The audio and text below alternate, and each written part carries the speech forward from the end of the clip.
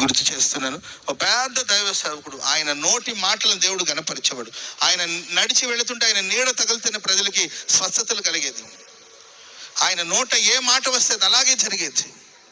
ఆయన చేతుల మీద ఎన్నో అద్భుత కార్యాలు, రోగులు స్వస్థత పొందుతున్నారు, మరణించిన వాళ్ళు కూడా తిరిగి లేచారు ఆయన మా ప్రార్థన చేస్తే.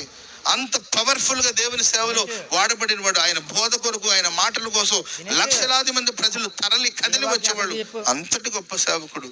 ఓ రోజు ఆయన కనిపించింది, ఏంటి నా చేతుల మీద ఇన్ని అద్భుతాలు జరుగుతున్నాయి, నా నీడ తగిలితేనే ప్రజలకి మేలు జరగడం ఏంటి, నా మాటను బట్టి ప్రజలకి దీవెన కలగడం ఏంటి అని తన లోపల మనస్సునందు ఆయన గర్వించి ఓ రోజు ఒక సభలో ఇలా చెప్పాడు, సంగమా, మీరు ఎప్పటి నుండో ఎదురు చూస్తున్న యేసయ్య వస్తాడని ఎదురు చూస్తున్న ఆ యేసు ఎవరో కాదు, నేనే ఆ యేసుని చెప్పేసి.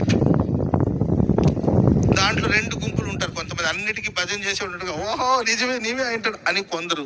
ఇంకొంతమంది వీడికేం పోయే కాలం వచ్చింది, ఇప్పుడు దాకా బాగానే ఉన్నాడు కదా, మంచిగానే సేవ చేశారు కదా, ఇంత గర్వం ఎందుకు వచ్చిందని కొంతమంది ఆలోచనలు పడ్డారు. కొంతమంది ఆయన ఆరాధించడం ప్రారంభించారు.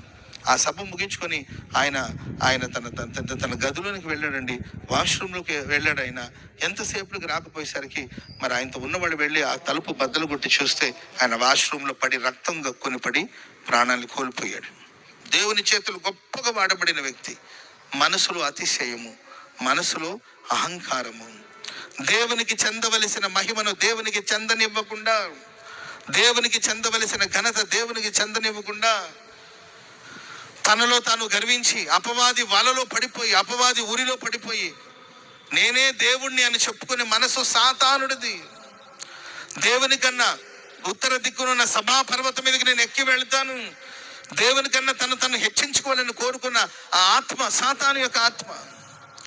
కానీ గొప్ప సేవకుడే, ప్రార్థనా పరుడే, కానీ గ్రహించలేకపోయాడు, తెలుసుకోలేకపోయాడు. సాతాను వంచనలో పడిపోయాడు. అపవాది మాటకు తను అప్పగించుకున్నాడు. అపవాది కబంధ హస్తాలు పడిపోయి చివరికి ప్రాణాలు కోల్పోయాడు.